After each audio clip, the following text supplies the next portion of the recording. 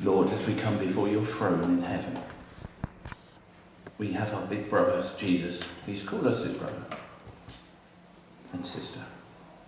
We thank you for our big brother in heaven, Jesus, who stands before you and he talks to you about us. We thank you for him. We thank you for what he did that allows us to be called brothers and sisters of Christ. Amen. Amen. Right, so family. What does that word conjure up to you? Family. Good word, bad word, indifferent word, hateful word, good word, loving word? What does that word do for you? I hope with all my heart it's nothing but positive. Now I think some people know me, know that my grandmother was a lovely lady really, and my grandfather, lovely man, suffered from PTSD from the war.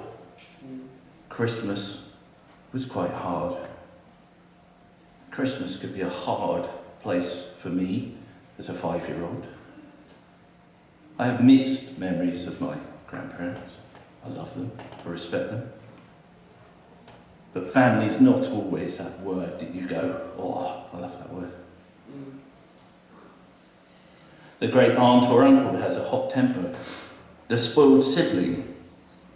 And believe me, I can tell you of a friend whose sibling has taken the father's house. They consume all their parents' attention, or even far more sinister family members. And our gospel reading for today, we pick up on the story of Jesus' ministry. Like sheep without their own shepherds. I'm going to read this as a kind of narrative-y thing, because it's a bit of a story, what I've done. So like sheep without their own shepherds, the crowds were gathering in great multitudes. They'd never heard or seen the language of this like. He was a great preacher. They'd heard people who could raise a crowd before. He was a teacher. He spoke the language of the everyday man or woman on the street. His sermons were not full of long and tedious words about tithing your mint, your dill, and your cumin. These sermons they'd heard, and they were designed to keep the masses ignorant. He was a friend to beggars and sinners. Wherever he went, things went from broken and discordant to whole, and as they should be. Oh, the miracles! The crowds loved the miracles, the healings, even on the Sabbath. All the common folk loved the way he showed up the bigots in the synagogues by healing the man with a withered hand on a Sabbath. Well, we heard them swearing to murder him afterwards. We heard them. Most felt at least the harsh tongue of a Pharisee or a priest, and felt because of them that God didn't care about me. If this is what the priests do, what's God up like? But here was something new. You could see the real presence of God in Jesus.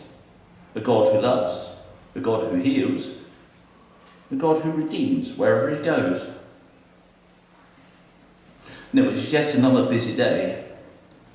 The disciples had been busy on the crowd control, making sure that there was not a crush or a stampede.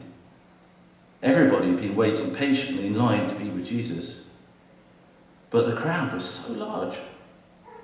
Lunchtime was a distant and aching memory. There had not been time. And suddenly, there was an extra commotion in the crowd. What was this? Not another disruption. Jesus had just dealt with the idiotic argument of the scribes earlier. How dare they accuse this man, our sweet Jesus, of such an awful thing? This could have been the end for Jesus. They could have whipped up the crowd into a hate-filled beast that would have dragged him out to be stoned to death. But no. As ever, Jesus had dealt with them with his characteristic wit and wisdom, and the scribes had become silent, knowing that for now they couldn't murder this man, whose goodness infuriated them so much that they could scream. No, looking over the heads of the crowd, they could see Jesus' family. Look, there's James and Joseph. Isn't that his brother Judas and Simon? Oh, look, there's Mary, his mother. Surely this is good news. But why all the noise and kerfuffle? And suddenly some people approached. They look a bit stern. Why are they stern? What they want to seize Jesus? To forcibly take him into custody? Somebody said this Jesus is out of his mind. As his family said that. Surely not. Even his own mother said that. We just had the scribes try to murder him. Now even his closest kin are trying to stop him. To basically get him away from the crowd because he's been embarrassing. It's lucky that the scribes didn't pick up on this, because that kind of testimony could be damning. To be accused of being insane by several members of your own family is damning evidence. But oh bliss, here is that voice we love so much. It's a bit tired and hoarse by now, but it's still his. Oh, I could listen to him all day. But hang on there, what's he saying? Did I really hear him say that? Yes. The disciple next to me heard it too. It wasn't my type of it. Jesus just disowned his family, surely. He said that these strangers, that beggar next to me, were his mothers and brothers. Hang on a minute, since his father's Joseph's death, Jesus has been head of his family. He should be looking after his family. He should be looking after his mum. He can't disown his mother. What a scandal. My poor head. But no, Jesus did not disown his mum.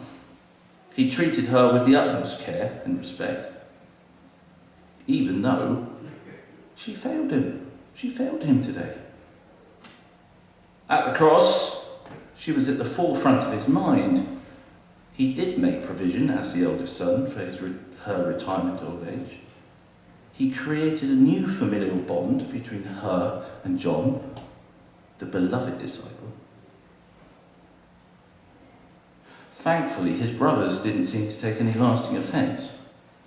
Whilst before the cross, they thought he was a bit weird.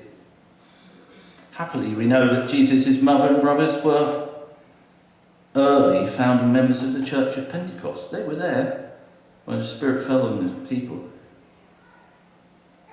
So what's the point of the story today? Well, it's this. God did not intend humanity to be divided and at odds with one another when he created us. Divisions and disharmony between peoples are of sin and of the devil. To quote the sadly missed MP Jo Cox, do you remember her? We are far more united than the things divide us.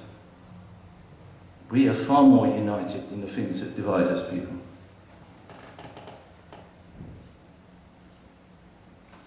Most wars start because of misunderstandings.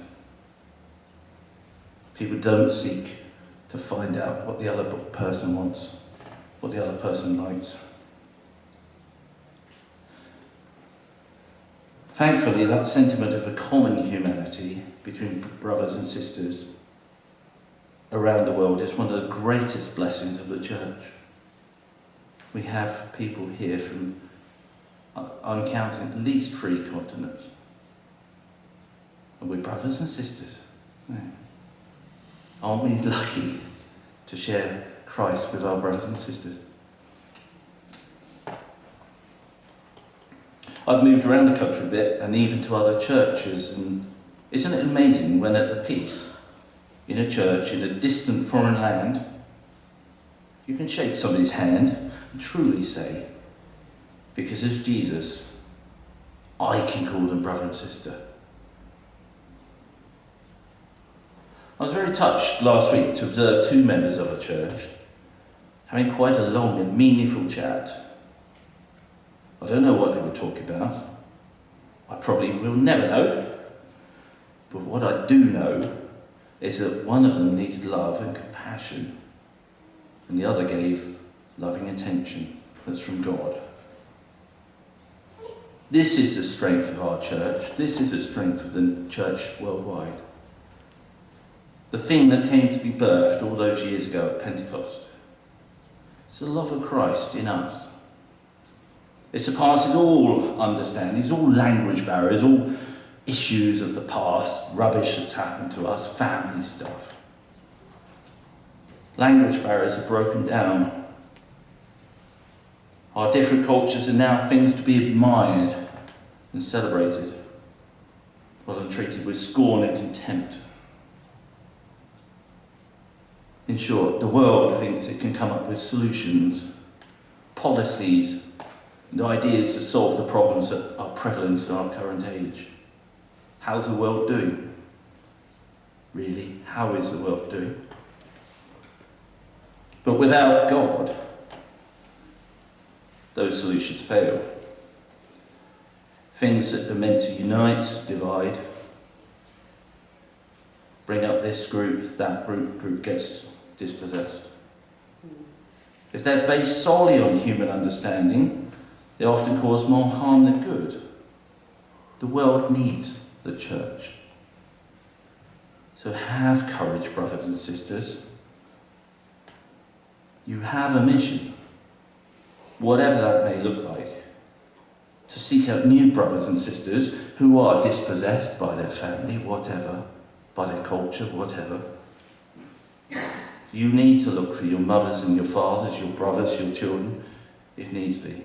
The world needs the church, just as much as it always has done. Do not let anyone silence you. Go and share the love of Christ, brothers and sisters. Amen.